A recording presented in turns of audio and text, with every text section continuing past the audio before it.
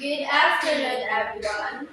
So our assigned poem is the blackout for the erasure poem.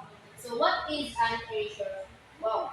So an erasure poem is a type of poetry created by removing or erasing words from an existing text, like a book page, newspaper, or article, to reveal a new poem using the remaining words. So here is the example of an erasure poem. So if nakay ka ng foam, ay para magama og eraser foam or blackout foam, mangita ka og any books or newspapers, mangita ka og mga words anak.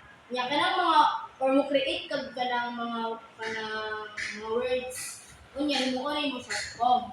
Nya uban anak nga dili na siya ilabot sa imong foam or dili siya important is blackout na nimo siya aron makagama ka og new meaning. So blackout foam was not discovered by just one single person, but it became popular mainly because of Austin Kleon. So Austin Kleon was born on June 16, 1983 in the United States. He is a writer and artist known for combining creativity, art, and everyday life in his work. He studied journalism, which influenced his interest in working with text, especially newspapers. Before becoming famous, he worked in different creative jobs. So kani si kanang Austin Kleon kay nahimong famous dili siya ang naka-discover sa blackout poetry or sa erasure poem, but nahimong na famous o nailado ang kanang blackout poetry tungod niya kaysa iyang gigama. So kani si Austin Kleon, he is a web designer, advertising professional mga works, then librarian. So kani nga niya nga experience na nakatabang para ma-shape ang iyang idea or creativity from ordinary materials and daily experiences. Then he became known because he started sharing his blackout poetry online. So nailado ang blackout poetry sa online. Iyang gi-post nito, pang-share dan sa nahimong known. Then his unique way of turning newspaper articles into poems caught people's attention. This led to the publication of his book, which made him widely recognized in the literary and art community. So aside from poetry, he is also known in the literary and art community. His works focus on encouraging people to be creative, showing that ideas can come from existing sources, then helping others overcome creative blocks. So, Austin Kleon popularized because of the blackout erasure. So, nauna siya ka-popular sa blackout poetry. Mo yun yung pinaka-main nga turning point sa iyang life mo nang nanoon siya tungod sa blackout poetry kay iyang gi-post niya, iyang kanang gi-share sa online ang iyang mga works. Nya sa iya kung kanang creativity sa pagama. So pwede naman di jud ka ng literal nga blackout kay katong gini sa uban nga nakita namo sa among pag-search. Kay nato siya yung mga drawing, di ba? Pwede na black jud mismo parang i-drawingan jud siya ang iyang background na niya i-drawingan. Yung murag katurang i-highlight niya kita katurang mga words. Ako ba nga katong mga words i-drawingan, i-apil o drawing, ipapaloran. Then ang ilang gibuhat is katurang i-highlight nila is katong mga important words nga na-apil sa poem. Then, the key features of kanang poetic ay blackout poem is no fixed rhyme or meter. So unlike traditional nga mga poems, na mga meter, di ba? Na mga meter, na mga styles. Kani siya kanang free verse na ang pagama sa poem. No need for rhyming words, no strict patterns.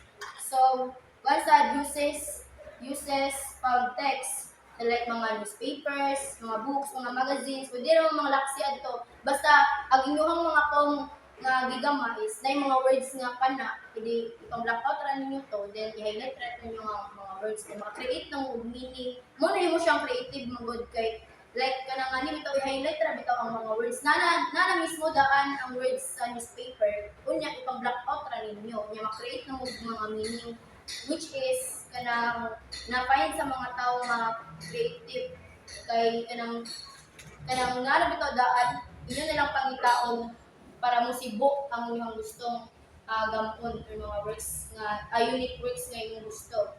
Then kanang usa sa key features sa niya is visual and artistic. Blackout poetry is not just kanang reading, it also seen. The black ink creates the shapes and patterns. The page itself becomes part of the artwork. So both poetry and visual arts, kaya na siya sa visuals. Then focus on meaning from selected words. So only few words remain. So every words become important, the meaning is often deep, symbolic, or emotional. So, the main idea behind the black poetry or erasure poem is creativity is not always about creating something new or creating from the scratch. So, it can also be about transforming what already exists. Kaya may exist naman siya, imo lang kanang adan or murag na lang kay kuwakon para ma-create ka meaning. So, his poetry teaches that meaning can change depending on perspective. Ordinary things like newspapers can become art, and less words can sometimes express more meaning. And sa, di ba, mao man ni ang output. So, kani siya is kanang nangita ra bitaw ko mga book sa mua. Then, nanglaksi ra ko dito. Then, nanglaksi ra mi dito. Then, after ana is kanang gipangkuan na mo siya diri ang nangwan mga words nga kanang masumpay-sumpay bitaw na mo hantod sa maka-form ni og kanang poem. So sa among kuan mo ni ang among output then amo ra siyang gisuwat diri so mo ni amo hini mo ma-poem out ani nga kanang page sa book. So kindly read. Here, one, 1, 2, 3. here, come on, I won't hurt you. Looking too afraid to move. I'm hiding from the headmistress. Is she coming this way? No, she's gone. The coast is clear. Thanks, that was a close one. She got me A while back to keep mice out of the basement.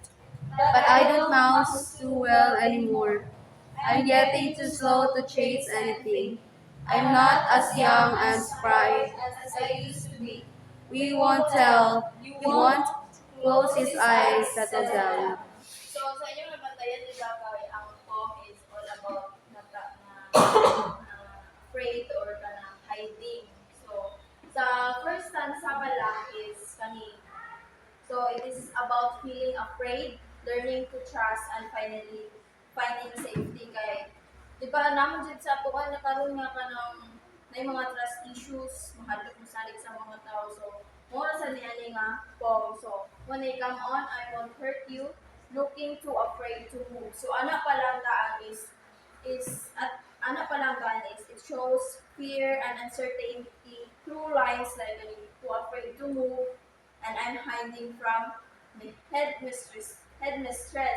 Then, which tells us that someone is scared and trying to protect themselves. So, bali ka ng murag ka ng mahadlok bitaw siya nga kanang murag mo siya metaphor.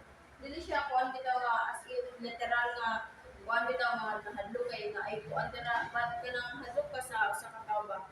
Then then as the poem continues, so the feeling slowly changes. So from afraid, so nagkalahit bitaw ang feeling na pud sa tao ani nga poem. So para ni nga line nga no, she's gone, the coast is clear. So bali meaning is kanang murag bitaw kanang nawa bitaw murag ni kanang nawa like kanang ang danger bitaw nga na feel sa tao is kanang nawa or and and that someone is kanang mo trust na bitaw siya, then making the situation feel safer. So the poem also talks about getting weaker or older, showed in I'm getting slow. Ani. So nag changes ang poem bitaw of from afraid, nimo kampante, from nakisatan bitaw, then kung kampante hangtod sa ani, then I'm not as young as dry as I used to be. So, which suggests tiredness and change over time. So, in the end,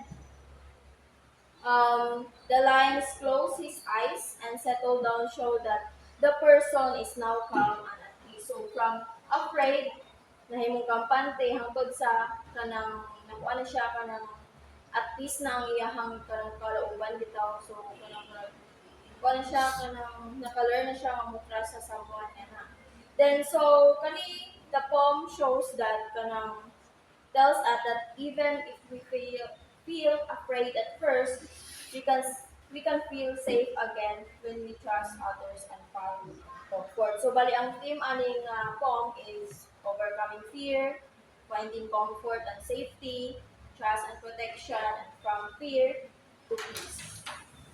So That that's is all. all. Thank you. Ah.